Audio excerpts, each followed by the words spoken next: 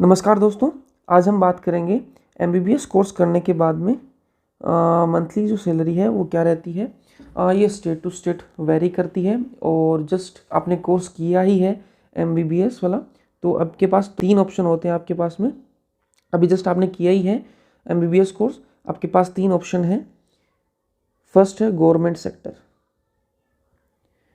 Sector, second है private sector और third है सेल्फ प्रैक्टिस।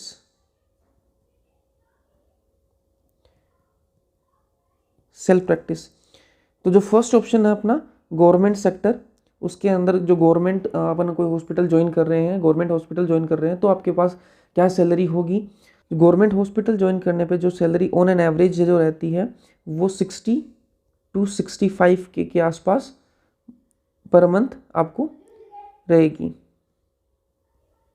60 से 65 हज़ार रुपये पर मंथ आपकी सैलरी रहेगी। ये स्टेट टू स्टेट वेरी करती है। जैसे दिल्ली के अंदर जो सैलरी है वो ज़्यादा है।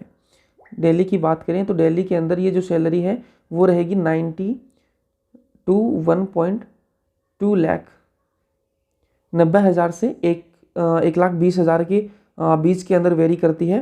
अंदर दिल्ली के अंदर 90 से 1,20,000 के बीच में वेरी करती है। और जो बाकी स्टेट्स हैं जैसे राजस्थान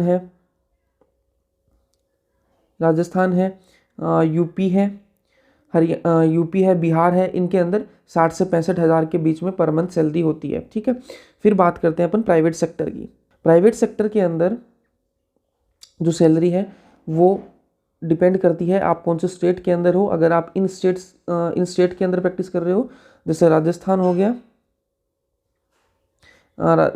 हो गया, यूपी हो गया, इन स्टेट्स की बात करें तो जो सैलरी है वो 60K के अप्रोक्स होती है जो स्टार्टिंग सैलरी है। जैसे आपने एमबीबीएस किया ही है तो 60,000 के आसपास आपको सैलरी मिलेगी फर्स्ट में एमबीबीएस कोर्स करने के बाद में आपको 60,000 के आसपास सैलरी मिलेगी। राजस्थान, यूपी, बिहार, इन स्टेट से अगर हो, और अगर आप दिल्ली से बिलोंग कर रहे हो तो जो आपकी जो सैलरी है वो 90K मिनिमम है और 1.2 लाख के अराउंड आपके पास वो सैलरी रहेगी। ये स्टेट के अकॉर्डिंग होता है। ठीक है, फिर बात करते हैं सेल्फ प्रैक्टिस की। तो सेल्फ प्रैक्टिस के अंदर तो कोई लिमिटेशंस है ही नहीं, वो आपकी एक्सपीरियंस पे डिपेंड करता है कि आपके पास कितना एक्सपीरियंस है। ठीक है, आपके पास कितना नॉलेज है।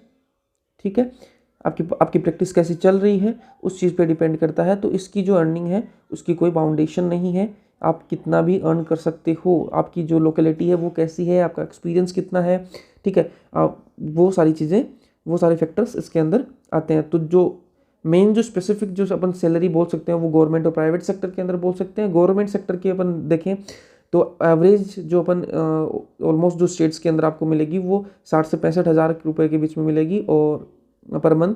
और जो दिल्ली है उसके अंदर जैसे मेट्रो सिटीज़ होगी, जैसे दिल्ली है, मुंबई है, इनके अंदर 90 से 1,20,000 के आसपास आपको सैलरी मिलेगी। यही प्राइवेट की सेक्टर की बात कर लें, जैसे मेट्रो सिटीज़ के अंदर आप अगर अपने प्राइवेट हॉस्पिटल ज्वाइन किया है तो आपकी जो सैलरी है वो 90,000 से 1,20,000 के बीच में वेरी करती रहेगी।